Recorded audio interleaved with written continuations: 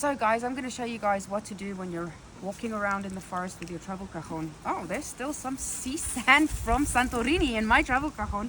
What you do when you find a nice little bench where you can play the travel cajon.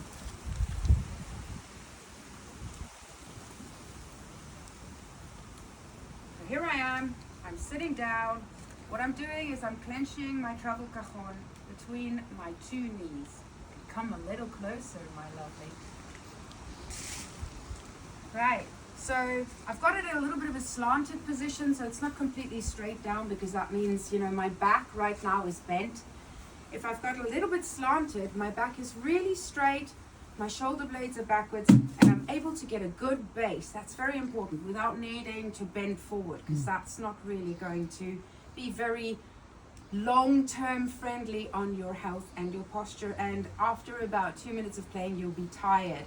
So it's very important to try to stay in a really upright seated position, as you can see, and make sure with regards to your bass, many of you guys have written to me and asked me, how do we play the bass? It's pretty much exactly like I teach you guys on the modern method for cajon.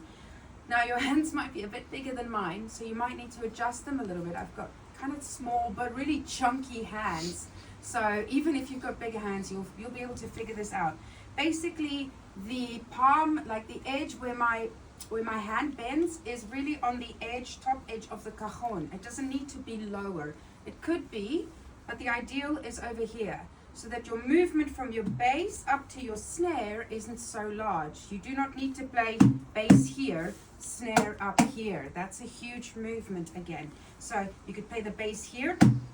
Your ideal bass is they're played with the full flat of the hand, right? So you're playing with the whole palm, including your fingers. Your hand is a little bit tensed in the moment that you hit down on the bass. Right, so let's try this together. Right, left, right, left, right, left, right, left. Very good, okay? You could also put it down. You don't need to bounce it off all the time. Well, I bounce it a little bit, but you don't need to bounce it over exceedingly. Obviously, that's also a huge expenditure of energy that's unnecessary. Right, now let's look at our highs. Our highs are very similar to a normal cajon.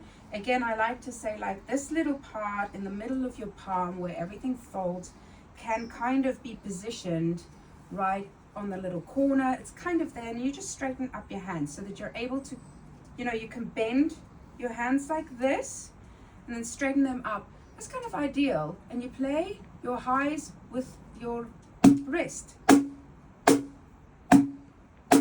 of with limp fingers, right? So you don't have to, you could kill it like that if you like, but just relaxed, okay? You could also play a bit higher for a higher sound, and for a more fuller snare sound, go down. Fingertips.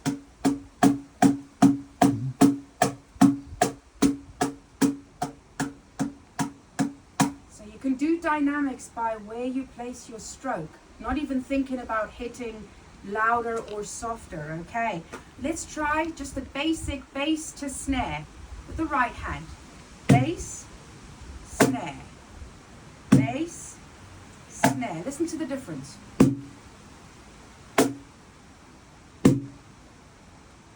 Left hand, more difficult.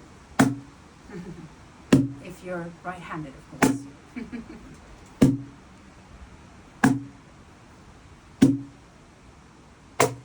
Alright, let's learn our first beat on the travel cajon.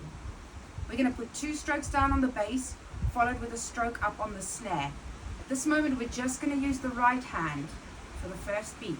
Forget the left hand for now. Right, right, left, right, right, left. I mean, sorry, that's right, right, right. So bass, bass, snare, bass, bass, snare, all right? I'm sure you guys all know the song. We're doing it really slow. Let's go a bit faster. Buddy, you're a poor man, old man, sitting on the streets. Gonna be a big man someday. You got blood on your face, a big disgrace.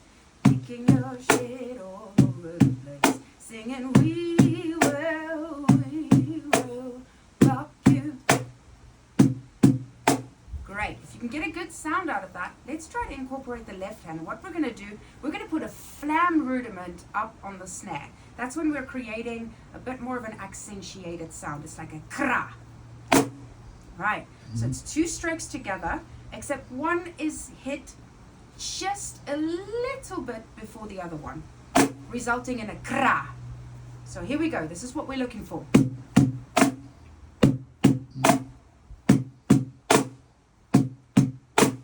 Buddy, you're a poor man, old man, sitting on the streets, gonna be a big man someday. You got blood on your face, a big disgrace, kicking your shoes all over the place, singing we will rock you, singing we will rock you. Okay, you got that? Try that over and over and over again, and we can try it a little bit faster. Buddy, you're a poor man, old man, sitting on the streets, gonna be a big man someday, blood on your face, big disgrace, kicking your shit all over the place, singing we will rock you, mud on your shoes, we will rock you.